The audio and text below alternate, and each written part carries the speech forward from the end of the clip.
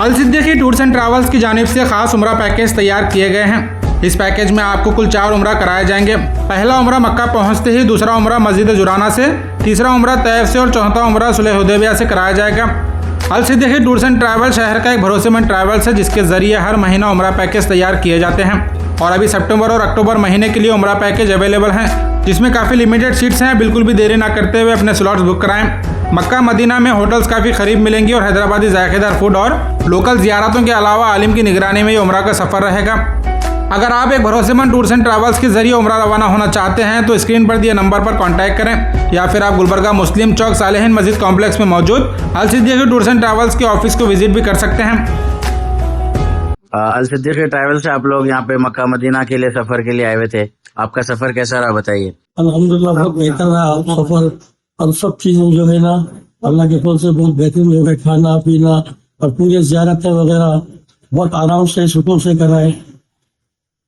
जो चीज अपने को नहीं मालूम थी हमारे हाफिज आशिम जैन सिद्दीकी सब बता दिया अपने को और हमारे हाफिज जमालुद्दीन सिद्दीकी साहब वहाँ से पूरा समझा के भेज दिए थे।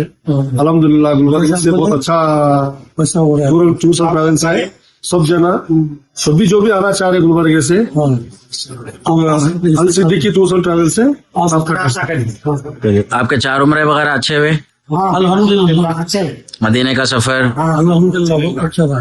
दोबारा से आ सकते हैं और नए आने वाले भी आ सकते हैं। बहुत बेहतरीन इंतजाम है। अब हम वहाँ पे गए हमारे पास में, उसके बाद इस जगह पे पहुँचे।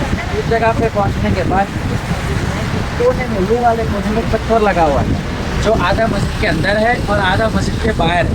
उसी पत्थर को आका सल्लल्लाहु अलैहि वसल्लम टेक लगा के कोने के साथ बैठे हुए थे। तो वो पत्थर मुबारक जो है आका सल्लल्लाहु अलैहि वसल्लम मुबारक को चूस के आज भी वो निशानात वहाँ पे आका सल्लल्लाहु अलैहि वसल्लम मुबारक के मौजूद है, वो पत्थर पे लगा हुआ है। उसके बाद कुफारों ने क्या किया अपनी साजिश से, वो जो ऊपर बड़ा पत्थर नजर आ रहा है जिसके नीचे 2 छोटे पत्थर ऐसा लगता है अभी गिर रहा है, नजर आ गया, वो पत्थर ऊपर से कुफार अपनी साजिश से गिरा दी।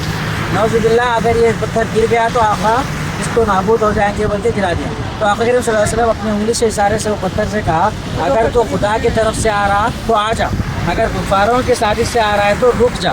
तो आज भी वो पत्थर उसी जगह रुका हुआ है। हमारा ईमान से 2 छोटे पत्थर रखे हुए हैं निशानी के तौर पे, 2 छोटे पत्थर रखे हुए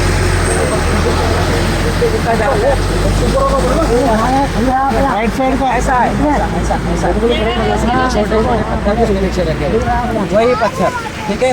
तो अब जो है यहाँ पे वो पत्थर को वहीं रोके, फिर यहाँ पे सामने इसी जगह को जो है मस्जिद रसूल बनाया गया है जो पुरानी तामीर है।